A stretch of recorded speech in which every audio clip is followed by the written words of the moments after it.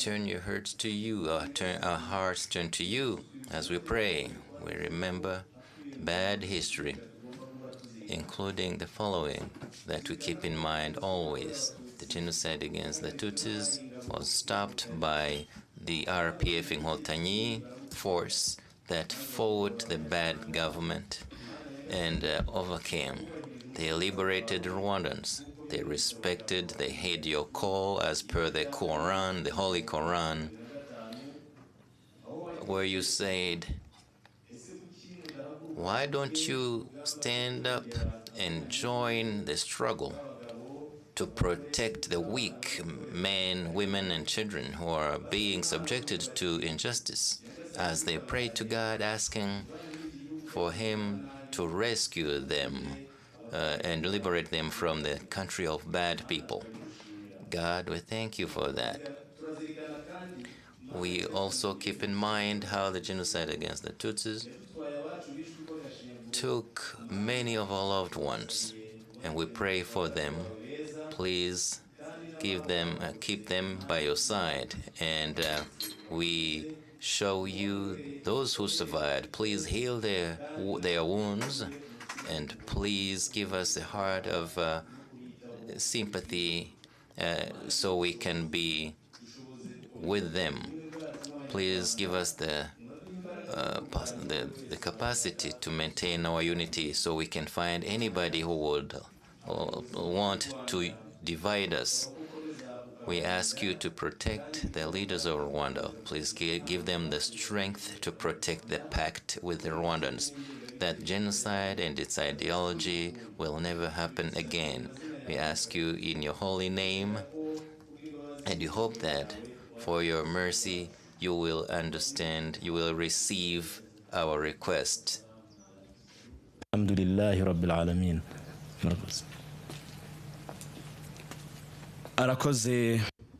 We thank the Mufti, Sheikh Salim Hitimana, Your Excellency, the President of the Republic, and the First Lady. Now, it's time to lay a wreath of flowers on this tomb of the victims of the genocide against Tutsis.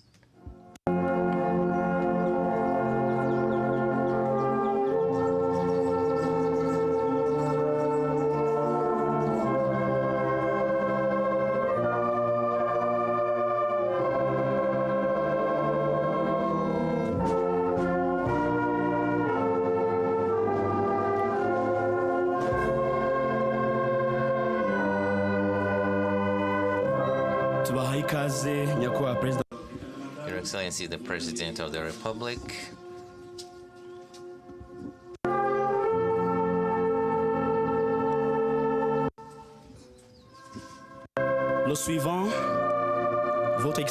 Next, the Dean of the Diplomatic Corps in Rwanda. Thank you for being with us today.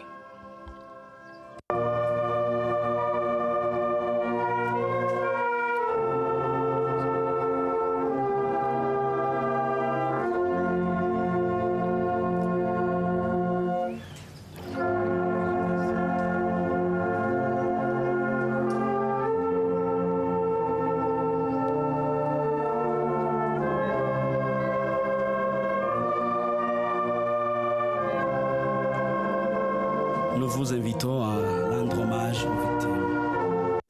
Go ahead and pay tribute to the victims of the genocide. Next is the representative of Kwibuka, Genocide Survivors Organization.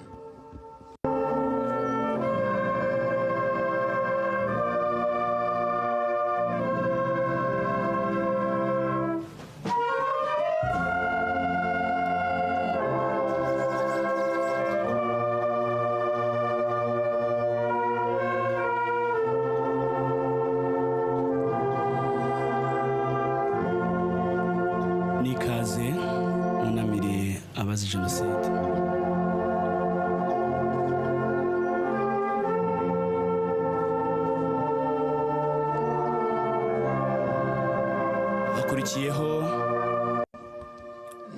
Next is the representative of Avega Genocide Widows Association.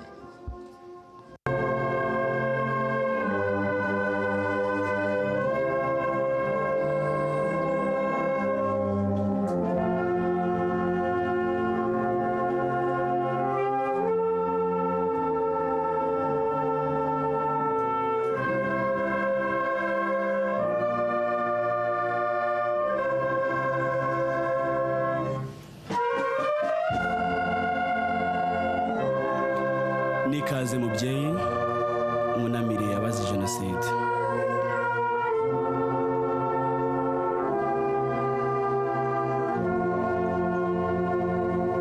Turasoreza. And last, the representative of AERG, Association of Students, Survivors of the Genocide against Tutsis.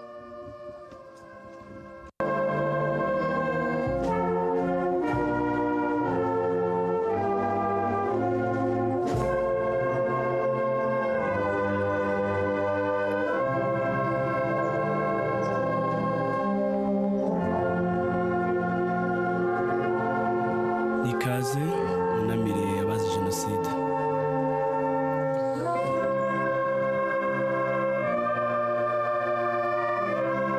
Nyakubahwa Your Excellency, the President of the Republic and the First Lady, thank you for paying tribute to the victims of the genocide against Tutsis. Let's now move to the Flame of Remembrance venue.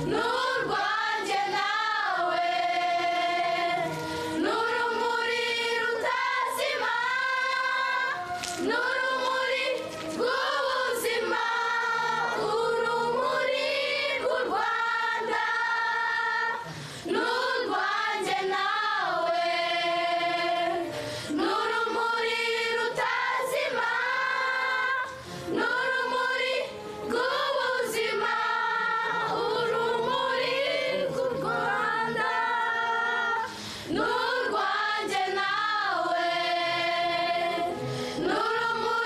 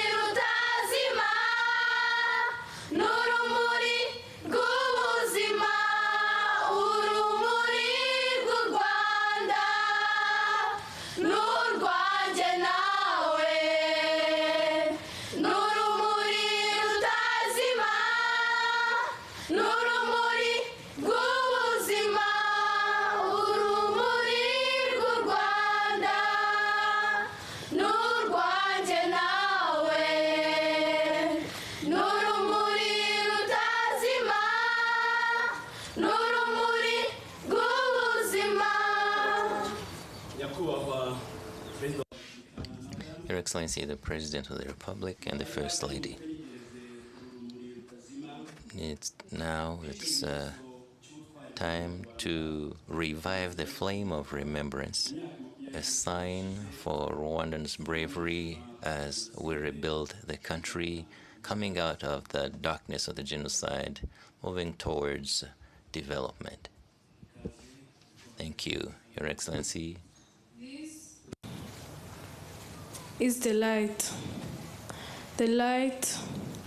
of remembrance, the light of life.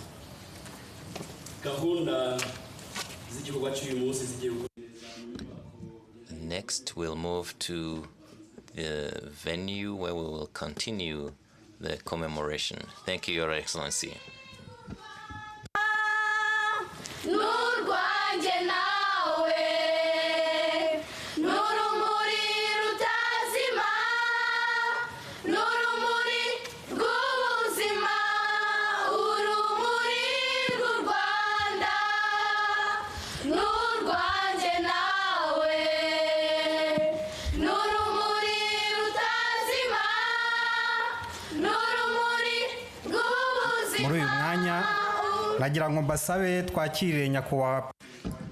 Please stand up and welcome the President of the Republic and the First Lady.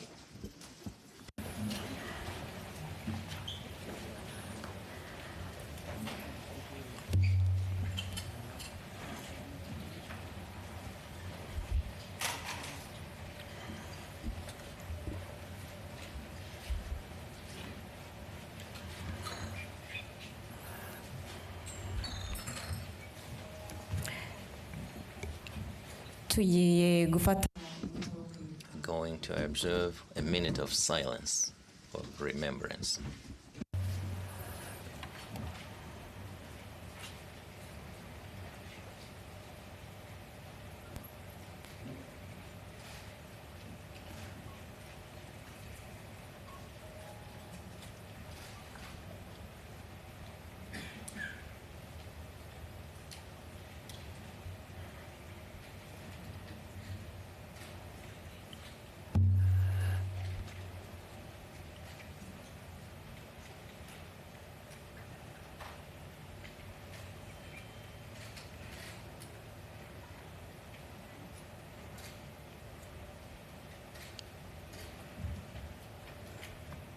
Murakoze, mushobora kwicara.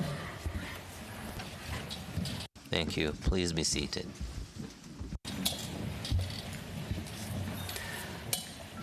Nyakubahwa Perezida wa Repubulika. Your Excellency, the President of the Republic and the First Lady, dear guests, we thank you for being here. My name is Maurice Mugawa Gahonde. I'm with my colleague Grace Mohoza, and we will be your MCs today. Your Excellency, the President of the Republic, 29 years as we commemorate the genocide against the Tutsis. It took the lives of more than 1 million Tutsis. We remember the bad history of our country. So remembering is a good opportunity to pay tribute to the victims of the genocide against Tutsis. And this helps us strengthen our unity and reconciliation and resilience as Rwandans. We remember as we rebuild and renew. Genocide against the Tutsi in Rwanda was caused by an ideology of hate and discrimination spread and taught for many years. As we commemorate today, hate speech and genocide ideology are still very present in the region. On our side, we, however, have made a commitment to fight that ideology and hate speech and strive to safeguard great achievements made towards our national unity. Kwibuka is our choice. Without any further ado, Your Excellency, allow me to invite Honorable Minister of National Unity and Civic Engagement, Dr. Bizimana Jean Damascene, for his presentation.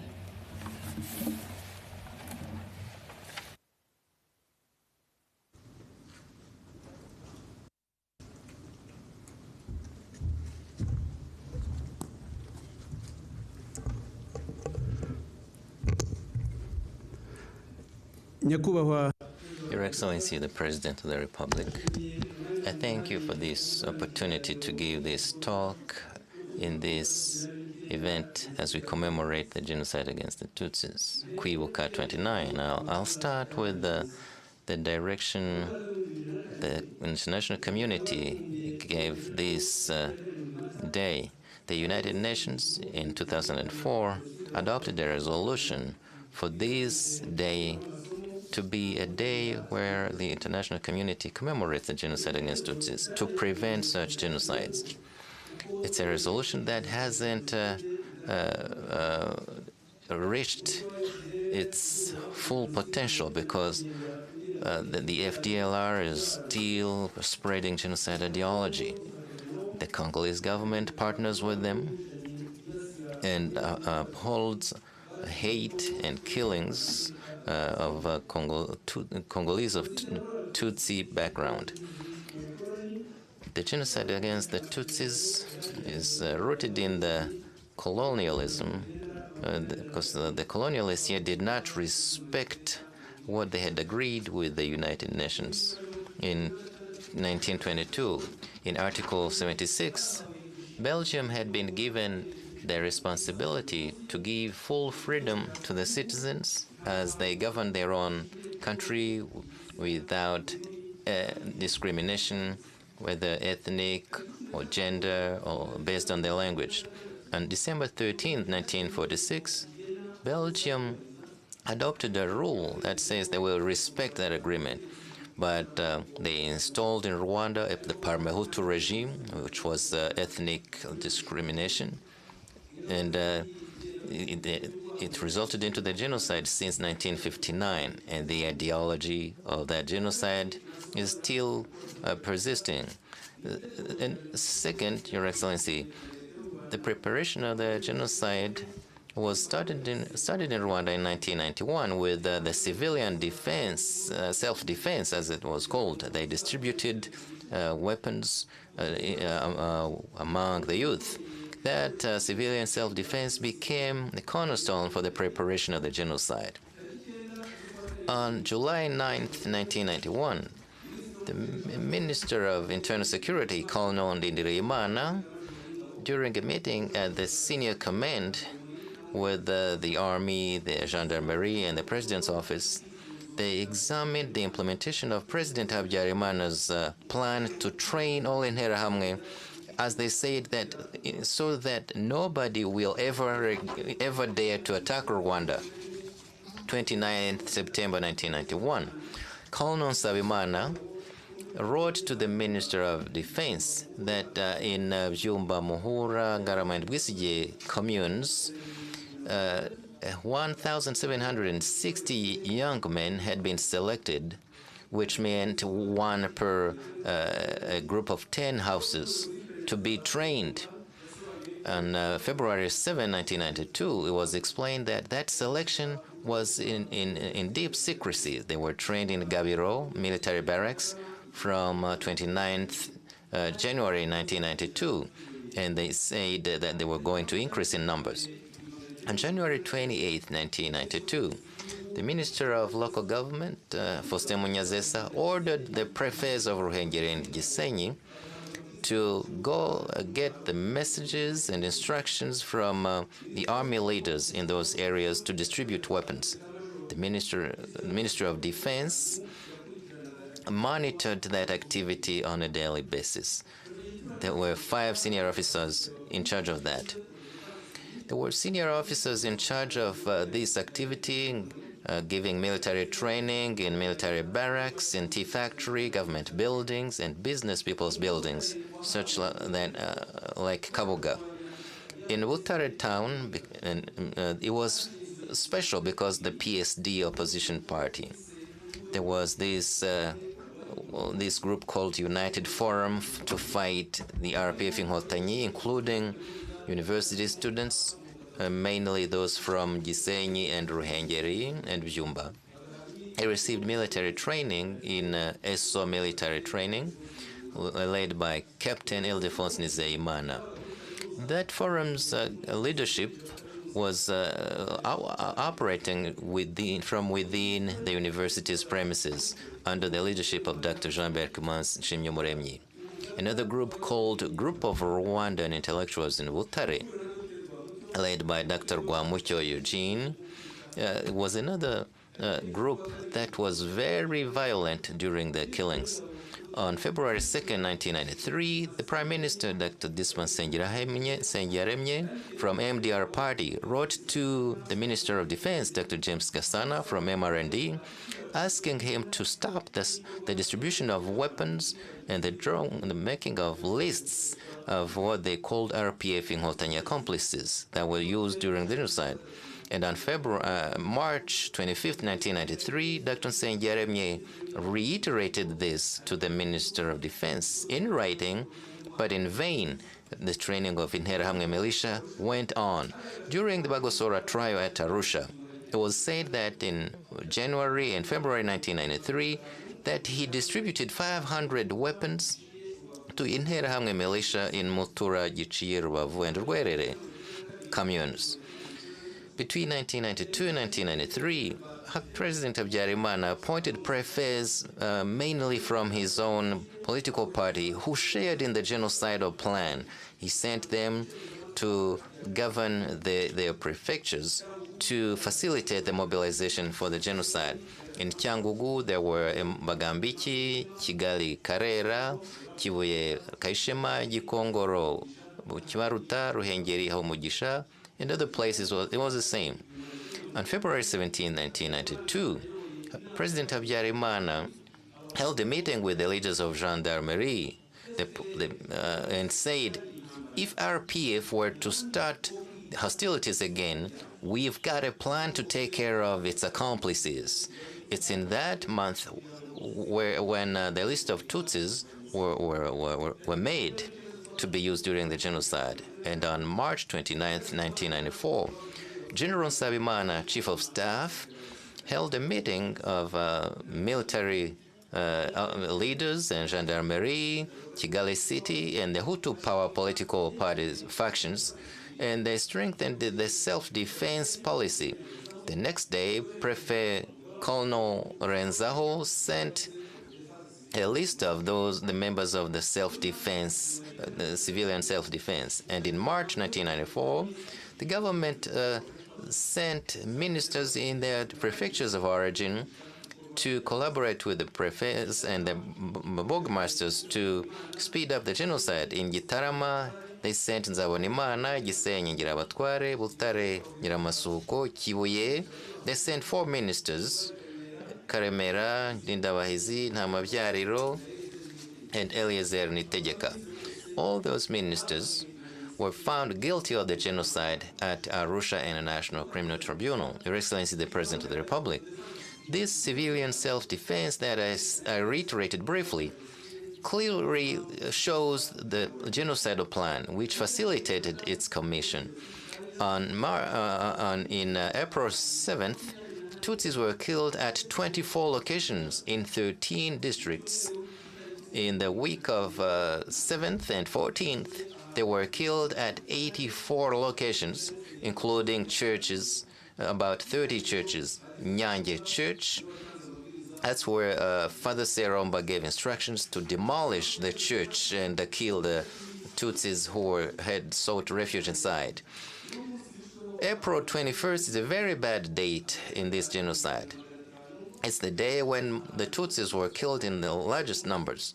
200,000 were killed at 34 locations. In Murambi, 50,000. Kyanika, 5 kilometers away from Murambi, 35,000. Kaduha, 30 kilometers away, 47 and 311.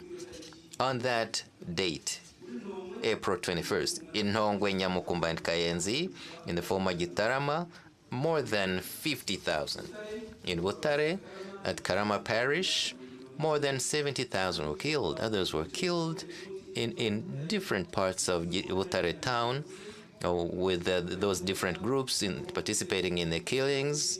The university, the hospital, ESO military barracks, Karayesi, Groupe Scolaire, Ngoma, Rugango, Huye, Musha, Gishubi, Kibirize, Musagara, Gisagara, and that was on in April 21st.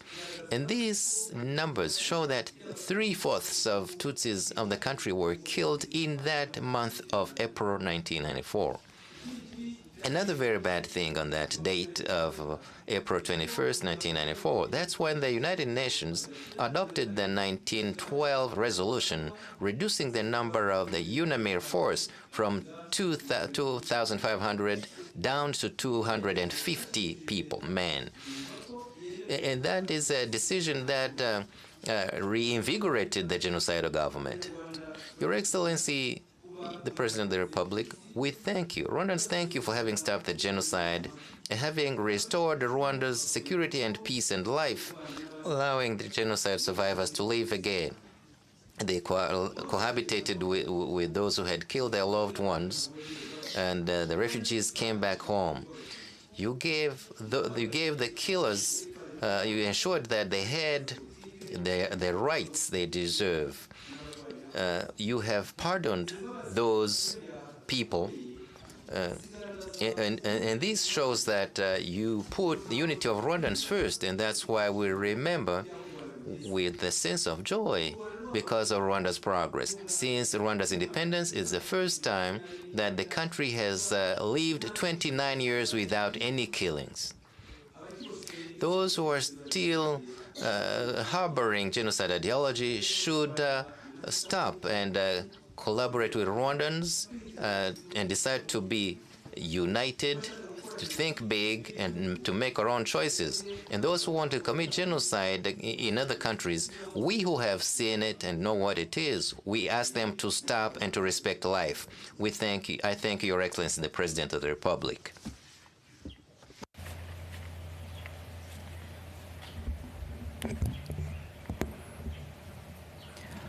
Murakoze, Honorable Minister, ku kiganiro mutugejejeho ku mateka.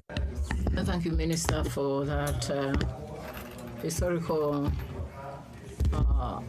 update and how we are also still striving to stop the genocide, the ideology. Mr. President, we now have a person who is going to testify before us, or to give a testimony.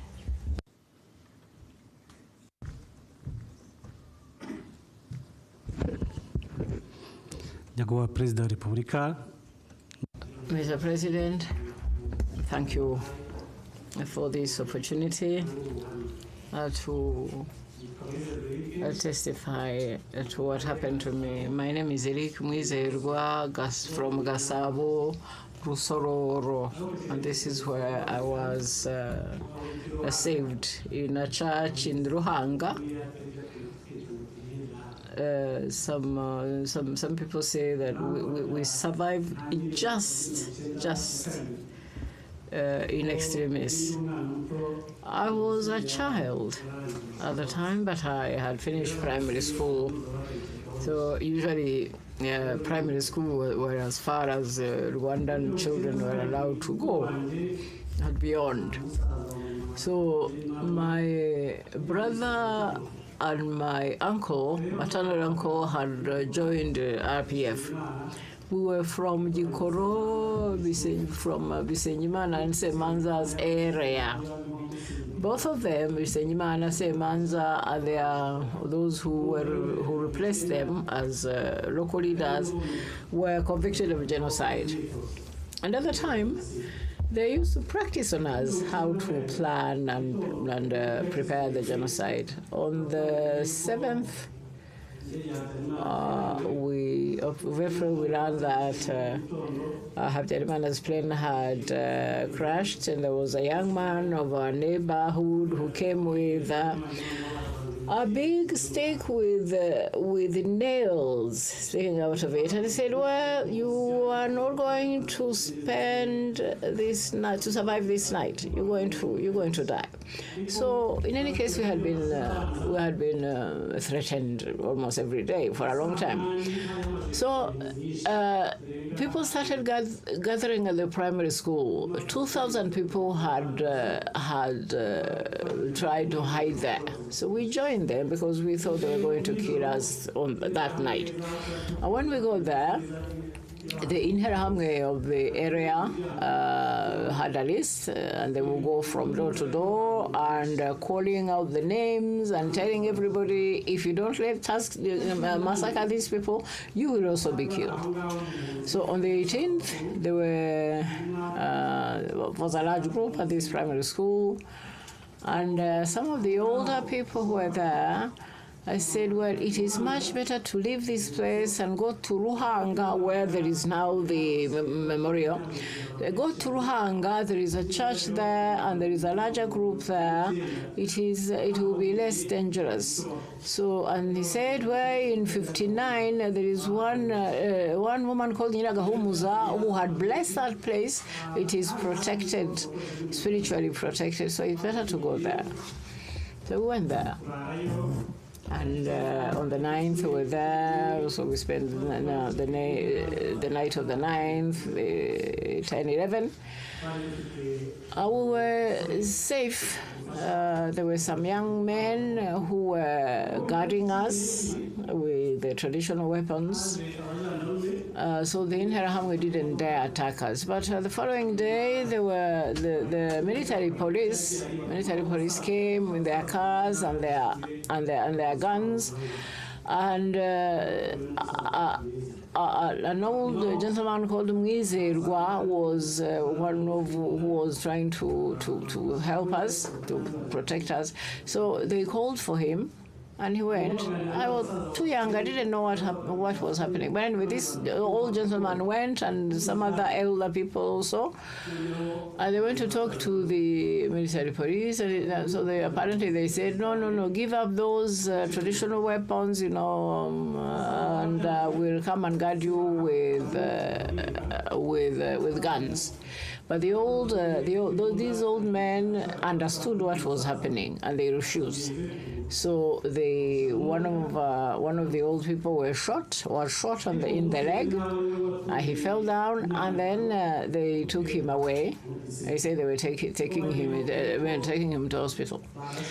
But you see, the problem is that they were saying that we were part of the Inyenzi rebellions, and they are the ones who are now guarding us, but it wasn't true. Anyway, various areas, Vikoroji, Chumbi, and two other localities were affected.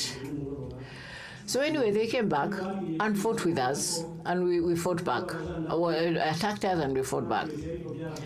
The military police said, didn't dare come into the church or into the group because they thought we had the Inyenzi rebels who came from CND, and therefore, they were well protected. Anyway, so they decided to attack us.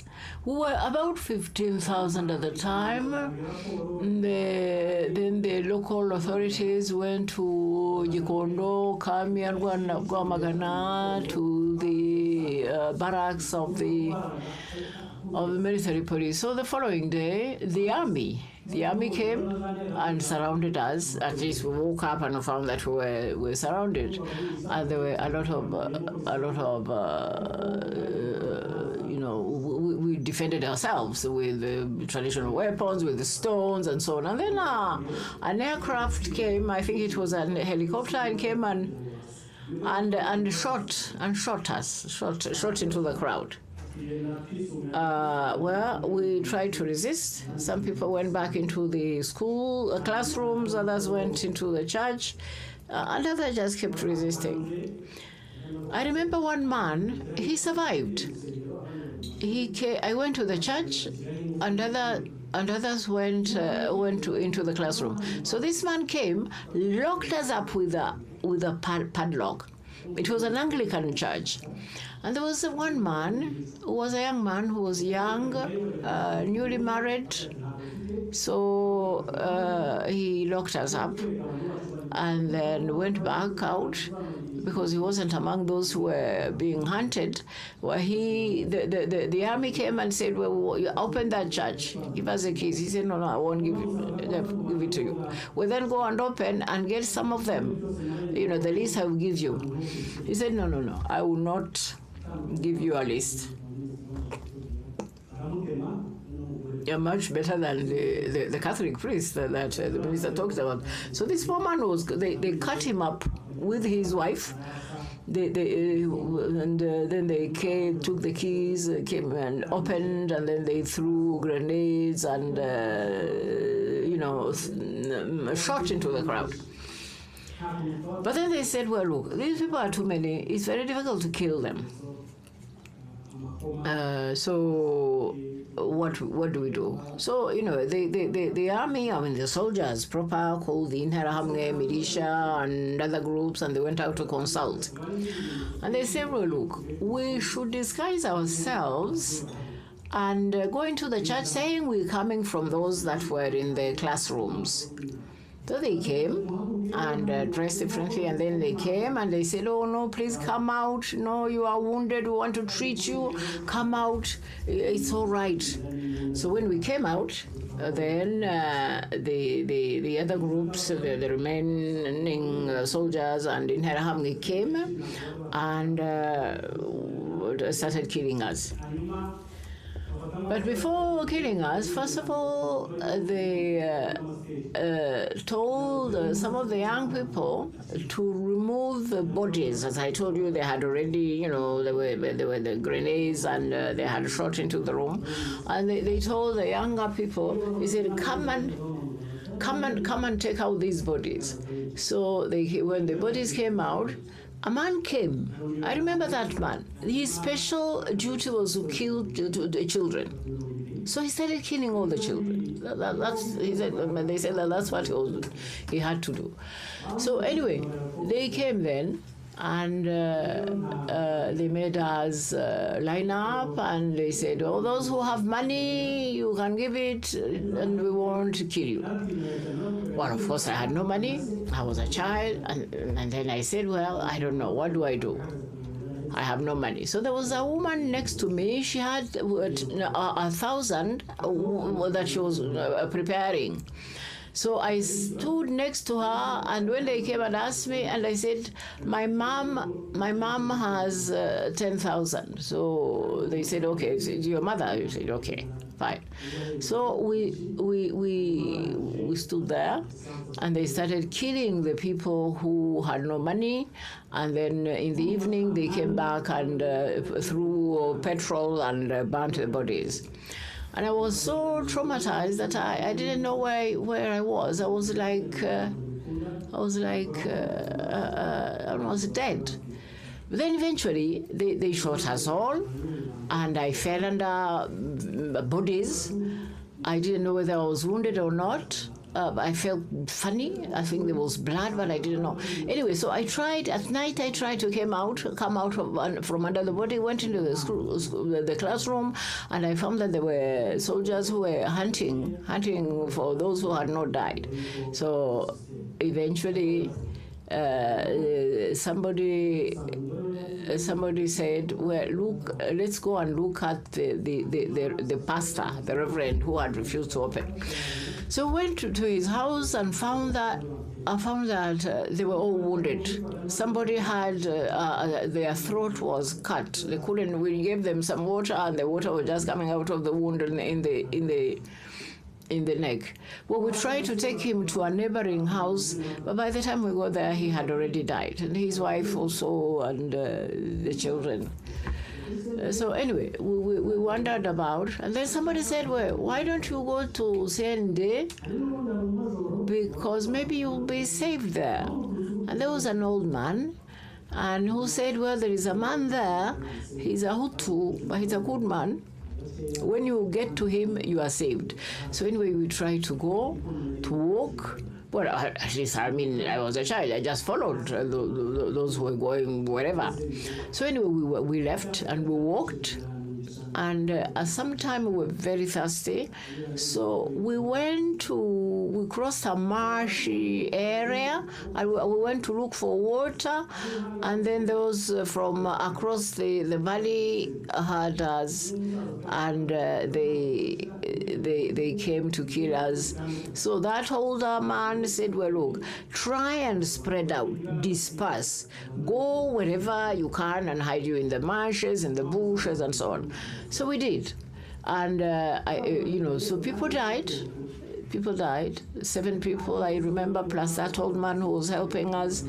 And then I saw somebody who hadn't died, a young man. And so we came out of hiding, and he gathered those who had survived, and he said, well, look, let's hide. He was with his sister. Let's hide. And then we went and hid. But before the night was over, he said, well, look, this place is not very safe, because we will be found by the owners of this shed. So anyway, he said, let's go out, go into the banana plantation, don't be together. So I was there with my little sister of 5, and then my other sister took that child on her back, and then we went and hid somewhere separately.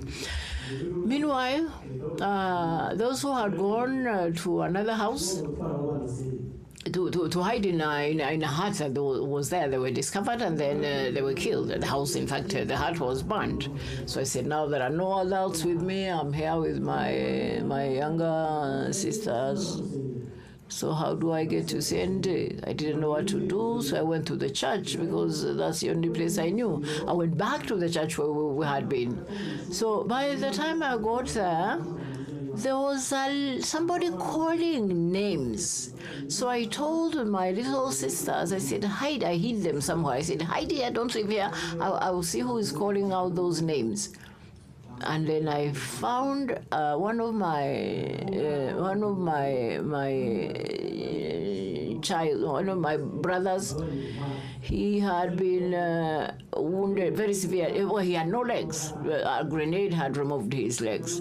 So I took that child, and they said, go to Anton. Anton was this man that they said he was outward, was helping, a very good man, helping people.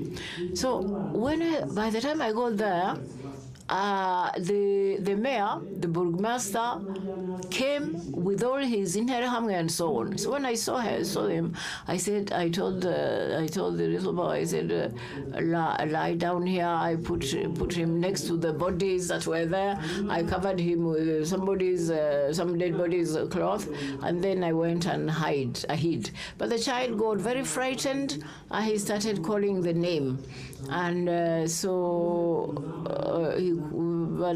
they couldn't find me, but he started calling other names as well. And then they looked at the boy and said, oh, he's so wounded, he's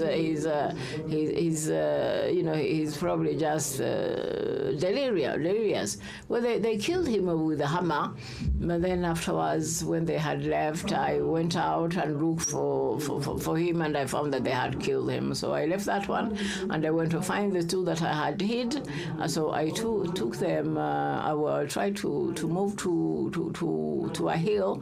When I go to a hill, there was a very, very strong barrier, and I couldn't pass it. So I went into a bush with the small children. One was 10, the other one was 5. So at 10, I had seen that they were raping the children, the small girls.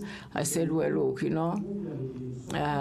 that case, go to Mukagatare, your primary school teacher, and tell her to hide you.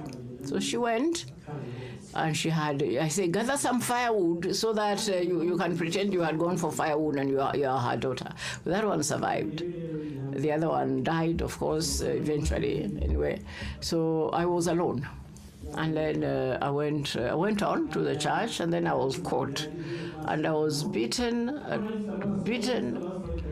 because, there was blood on me, and then they decided that I must have come from a group of Tutsi. So I was beaten. And then the mayor said, oh, okay, so let's give me this child. So he sat on my neck and kept drinking his beer and eating his roast meat.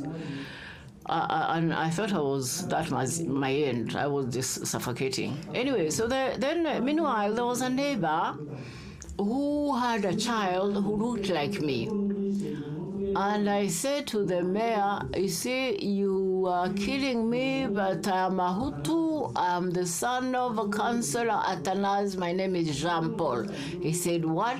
He said, well, so I said, why are you okay? My mother is a Tutsi, it's true, because I know this man had a Tutsi wife. So I said, but I'm the son of Atanas. I'm a Mudejede Hutu. My Pari was my teacher, and so on and so on. I went on rattling off these names, and then he said, this is our child. Don't kill him. So take him to Atanaz. Well, Atanaz was a friend of Isenjimana, and he had a gun. And they were afraid that he might kill them if he sees them. So I said, no, I go on my own. Don't worry, you don't have to take me. They said, no. At 1, we'll be relieved, and the relief will take this boy to Atanaz. So they looked at me, and then they were afraid. I said, no, I'm okay. I'm old bloody, but I can walk. So I walked, I was bleeding everywhere, through the ears, the nose, everywhere. I saw my brother at a distance. I wanted to call him, but I had no voice. I was hoarse. So anyway, I wanted to go with him, but anyway, he walked in front of me at some distance, and then eventually they also killed him before my eyes. So they said, where are you going? I said, I'm going to Atanaz, and he's my father. They said, okay, go. But the man who had just killed my brother knew very well that it wasn't Atanaz's son, but he didn't say anything. And then he went with me. He walked after me, and he said, how are you saying that you are a son of Atanaz when I have just killed your brother? Don't you know me? I said, I know you, but then I will kill you. I said, well, kill me. Don't, it doesn't matter. Kill me. So but he didn't kill me. He just walked with me. Now, Meanwhile, we had run away when my mother had gone out for a safer place, when we were still at the church. So she said, let me go and find a better hiding place for my child. So, but they caught her. And then by the time they dragged her along, and then I met her there, when I was going to Atanaz's place. And they said, but this man who had killed my brother said, well, isn't that your mother? I said, yes, he's my mother. And they said to the woman, is this your son? He said, yes. And then by the time, she said, well, let me say a prayer. While she was praying, a woman came and said, her clothes are very nice. Give me her clothes. So they removed her clothes. And then they killed her. And then this man said, you were looking at your mother, they are killing her, you are not crying. I killed your brother, you are not crying. So go away. So they threw me out. They sent me away. And I went to a house. There was nobody in that house. It was a ruined house. So I remained there. And eventually I was killed. I wasn't treated by anybody. I hid there. Then afterwards, somebody came, a boy came and said, in Hotanyi are very close. Let me take you there. If you get there, you'll be saved. So I did. And, I joined them. And this is how I was saved. So anyway, let me stop here. Life went on. Then I got a scholarship to go to South Africa. And then I showed my passport, and they kept saying, this is Nineram, he's from Rwanda. Rwandans are killers. So eventually, I wouldn't tell anybody that I was Rwandan. But I got another scholarship to go to Singapore. We were about 4,000, and they took our passports away so that we don't run away. One day, they came to the room, to the dining room. He said, Nizerwa Eric from Rwanda.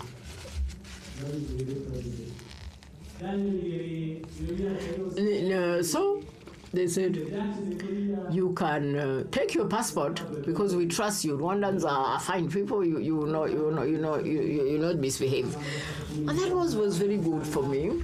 In fact, people came and asked me who I was, and they respected me. They were quite impressed. And eventually, I think I even my tourism project started there with the respect I had there and the way people looked up to me.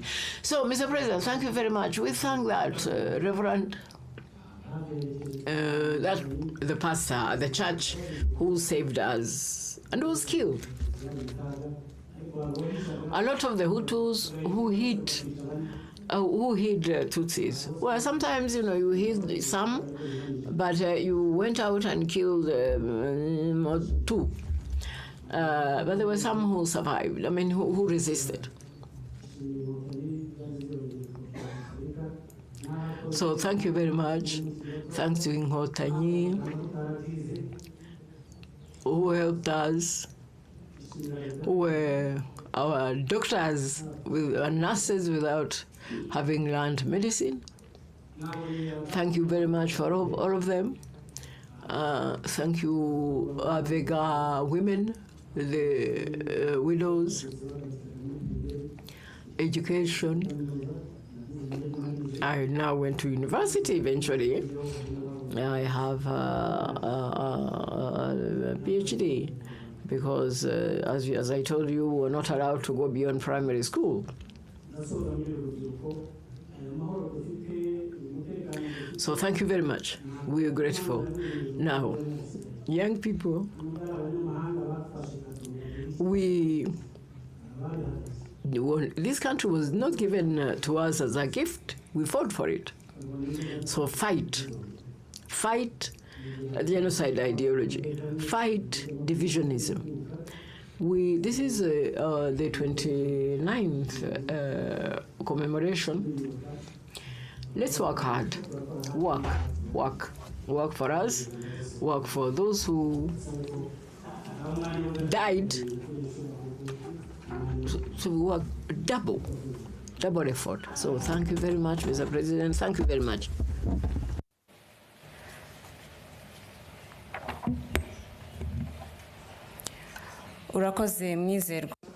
Thank you, Mr. Mwizerwa, for sharing your testimony,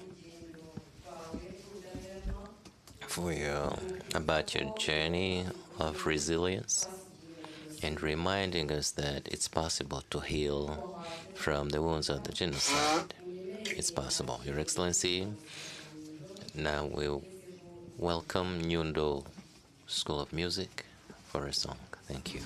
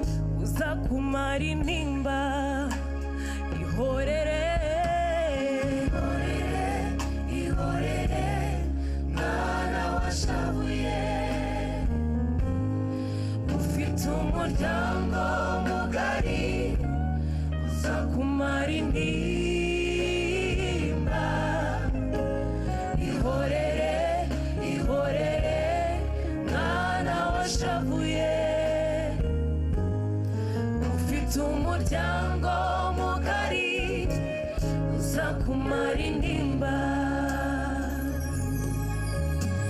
Ihorere, ihorere, wowe mwana washavujwe, ufite umuryango mugari.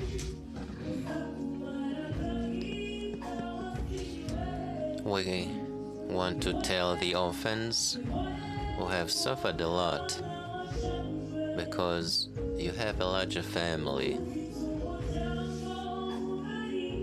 that will help you heal.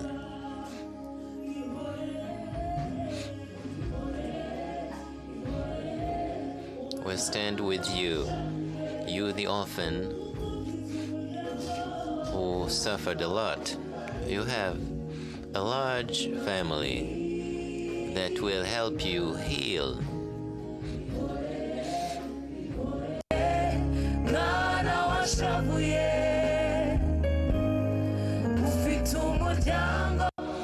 You have a large family that will help you heal.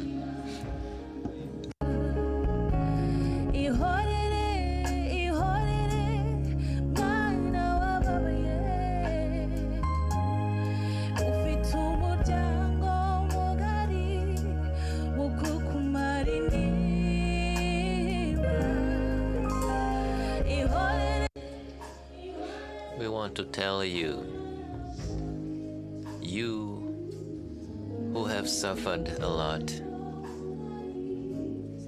we assure you, you have a large family that will help you heal.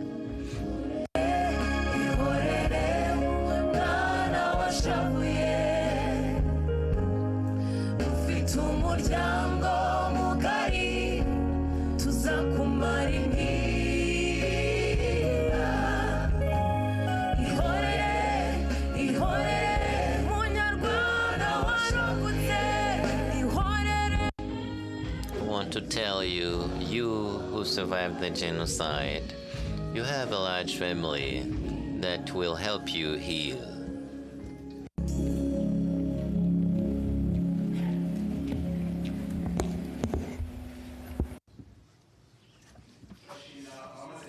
We thank the singers, Your Excellency the President of the Republic, as we gather here, and all Rwandans following from all villages of our country and others through social media. We would like to hear from you. Would you please give us your remarks? Thank you.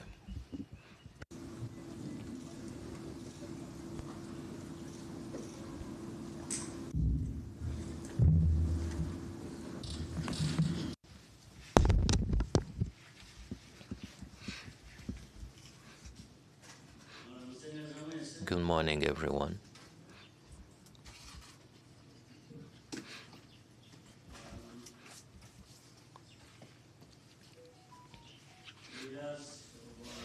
Nation's highest institutions, members of the diplomatic corps, other guests who are here with us from different parts of the world, friends of Rwanda, fellow citizens.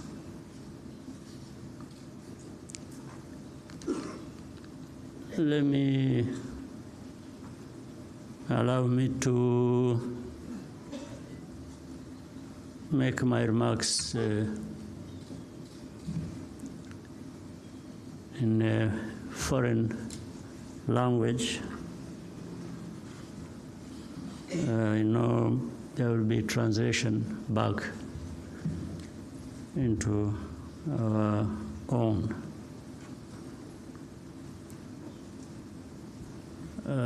First of all, it is very difficult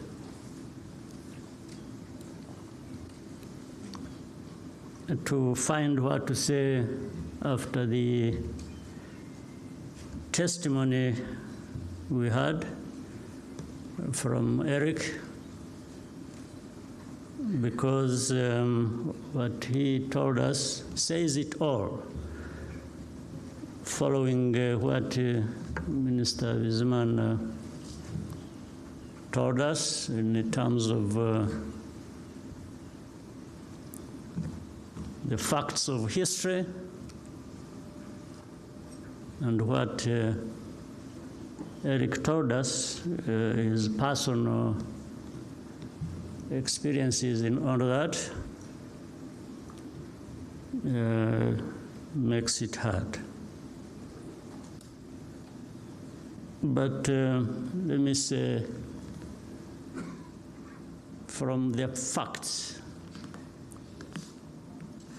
presented to us by Bizimana, and from the personal testimony by Eric, the truth of the matter is what has always been said. You can run, but can't hide. There's no hiding place for you from these very facts of our history. So even those who have their time to say whatever they want to say, they will say it. Maybe they do many things based on that as well. But the fact is, they cannot find a place to hide.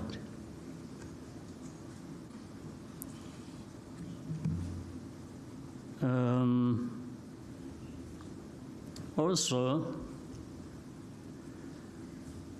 someone said that if you ever have to choose between being kind and being right, it's better to choose to be kind, because you will always be right by doing that. So in our history, in that history that Bizimana gave facts about, and from what Eric told us, kindness went completely absent. So this is what we have to deal with on a daily basis. Today, we gather to honor the continued sacrifice of survivors and remember all those we lost during the genocide against the Tutsi, which really means people are just being targeted and killed for who they were. And nobody here or anywhere in this world chooses what to be in that sense. Nobody chose to be what tribe, race, ethnic group. There are many things we choose to be. You can choose your religion, you can choose your, but you don't choose to be the person to be targeted.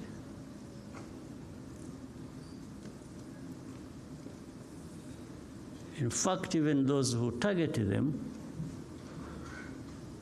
have not chosen to belong to that ethnic group or things like that. So it's very clear that the wounds are still deep. But Rwandans, I thank all of you for refusing to be defined by this tragic history. And people have managed to turn the page and move forward from grieving, from crying, and people have decided to live on. And even people have been ready, have been willing to do the most difficult thing,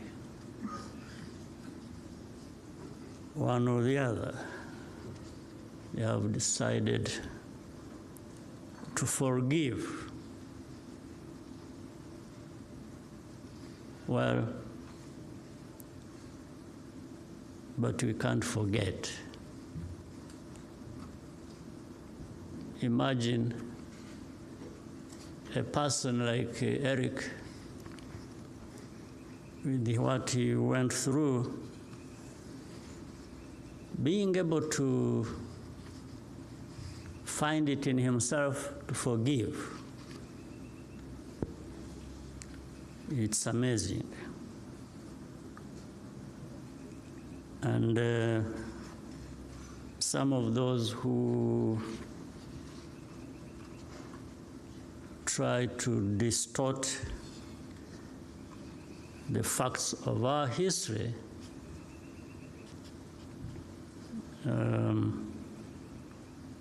it's just because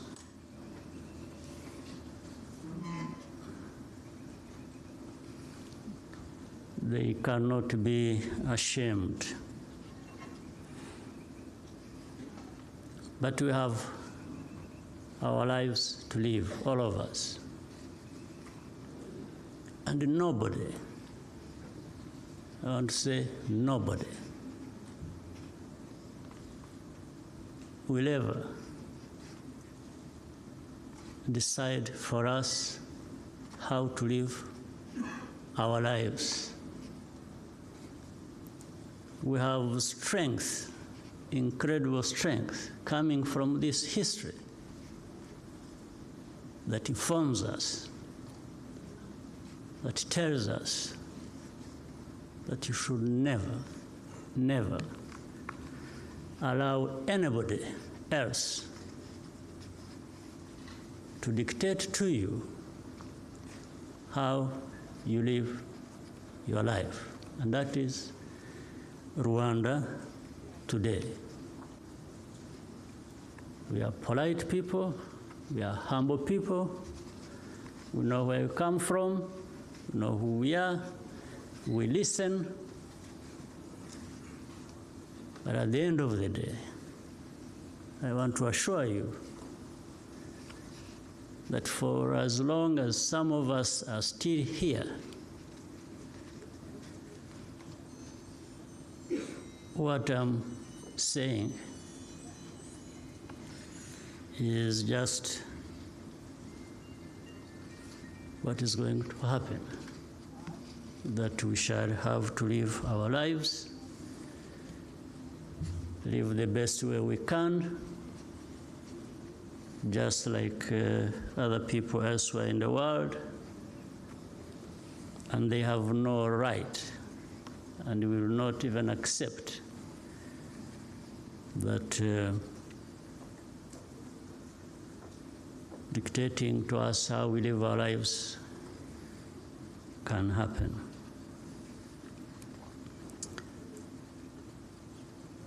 So Rwanda has transformed itself. Unity, being together, is the foundation of everything we try to do. From the beginning, we understood the need to cultivate and preserve a spirit of oneness to give us hope for a better future.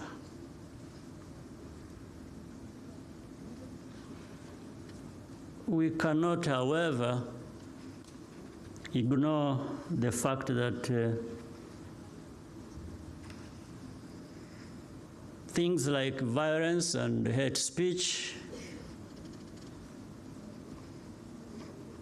persist not so far away from here.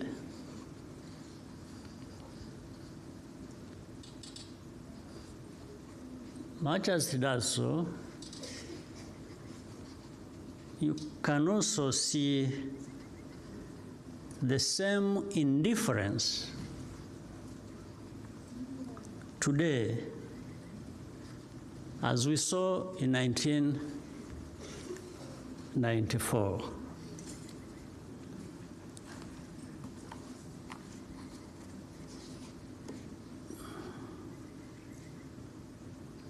Genocide denial is a dangerous and deliberate attempt to block the truth. We must fight revisionist ideologies because they are easily passed on from generation to generation. We must fight denial because that is how history repeats itself. Rwanda's youth are privileged to have a country to call home, and which embraces everyone, all of them. We need to encourage young Rwandans to learn about our past so that they can lead with historical clarity, but also with a sense of responsibility and accountability. That is the essence of Kwibuka, Kwibuka.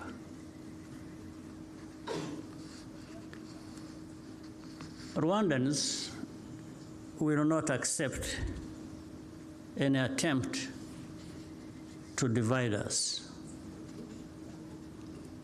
We had enough of it, more than enough.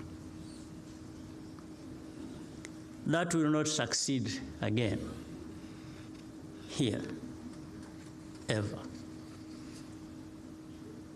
This underscores the need to find solutions within ourselves, no matter how unconventional that may be, and remain in charge of our destiny. Do you remember?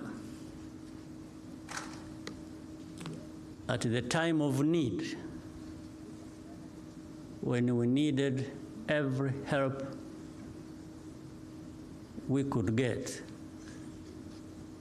and everybody the world turned their back on us. That's part of the historical facts that Bizimana told us. The world turned its back on us. So that is simple. The message is, you are on your own. So we should learn to be on our own. And I think we have learned enough. If people help, we appreciate. If they don't, we don't have to, all of us, perish just because somebody didn't show up to help.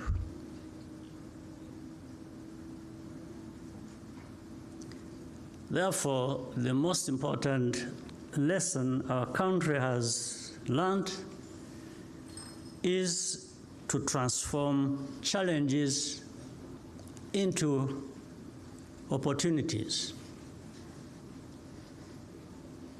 And also use so little to do a lot. There is nothing Rwandans cannot overcome through unity, hard work, and perseverance.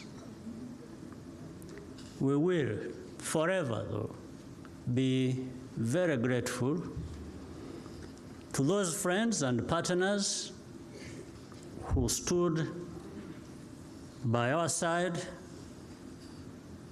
and some continue to do so in the search for justice, as well as in development. We also thank the friends who continue to accompany us on the journey to durable peace and prosperity. Above all, and as always, I thank my fellow Rwandans for the courage they have shown in overcoming impossible odds and working together to build a new and a better nation for all of us. I thank you very much.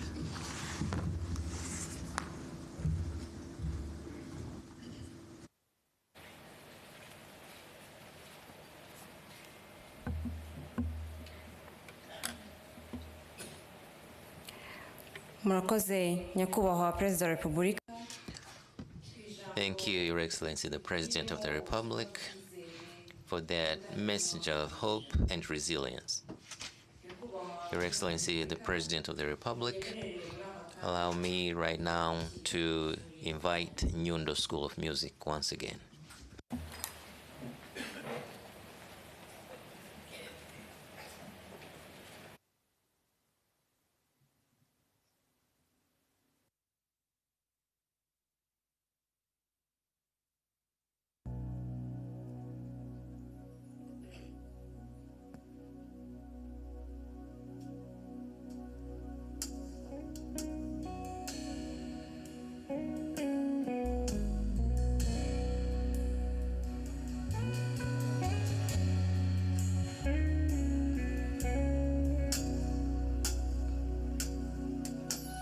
Rwanda, gihugu cy'uburanga butarutwa, rwamagwa imigo udaheranwa n'ingorane, amarira mu gahinda k'indengakamere twarahaciye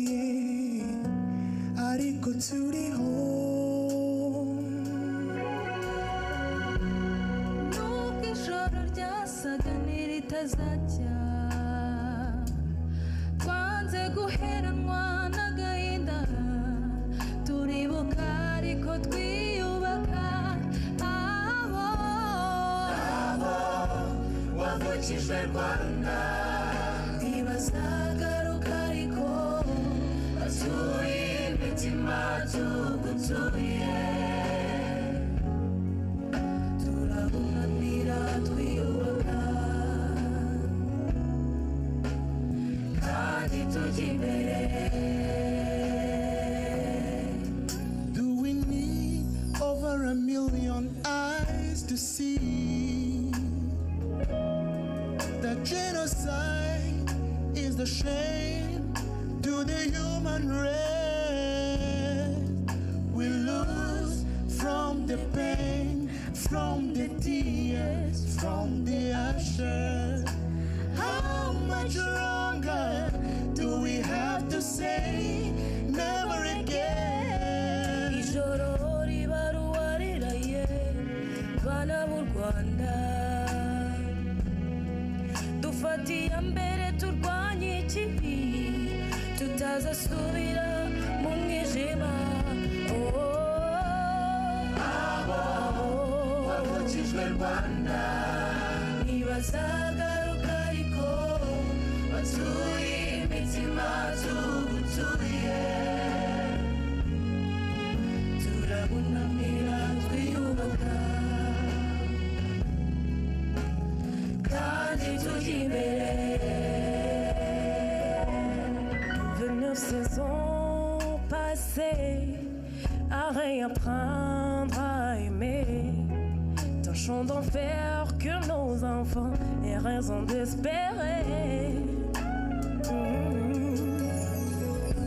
Intambwe utera niryo shema tugukesha tubibonamo intero idusaba inyikirizo wa mushumba dutezeho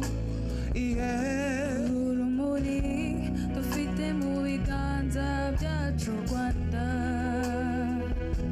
tuzarurinda icyarungabanya cyose umwijima ntuzagaruka ukundi.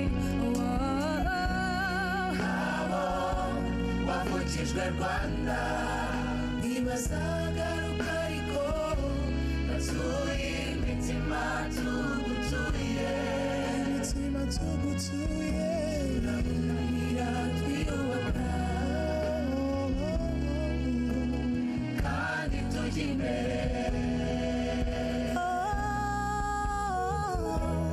Dore abo bana bahoze bigunze hamwe n'abapfakazi bafite icyizere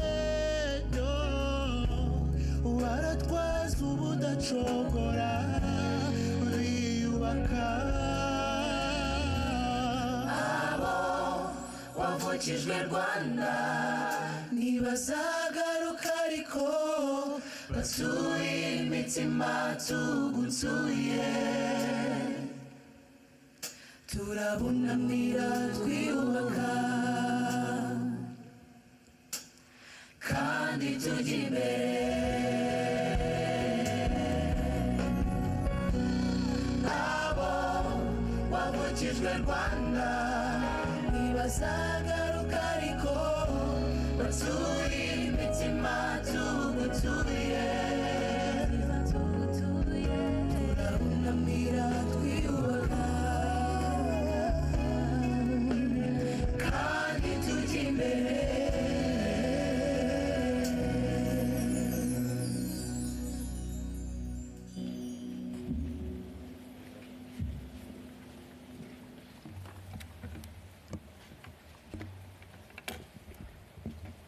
nyakubahwa Your Excellency, the President of the Republic and the First Lady, dear guests, we thank you for being here with us today. As usual, commemoration activities continue during this week of remembrance and for the next 100 days.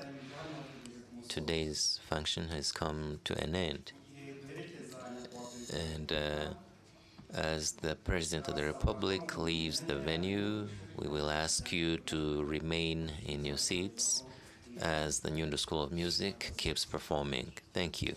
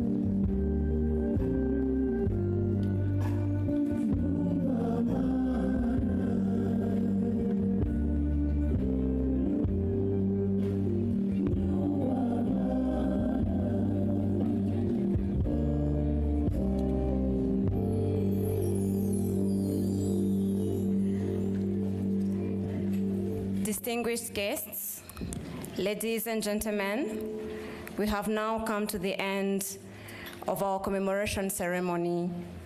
Thank you once again for your presence and support. Dukomeze kwibuka twiyubaka. Thank you. Mu mutuzo waturanze kuva kare tugiye kwerekeza ahaparitse imodoka za bus ziza kutugeza aho twahagurukiye ku nteko ishinga amategeko y'u Rwanda. Murakoze, umunsi mwiza.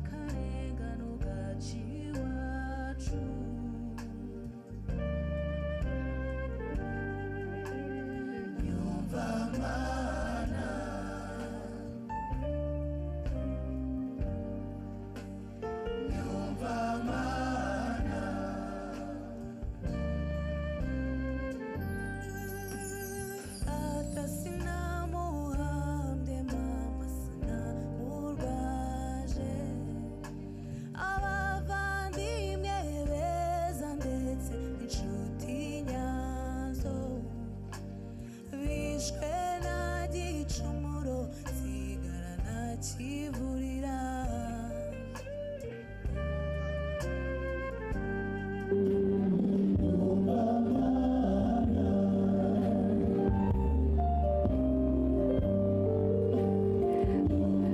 afternoon once again.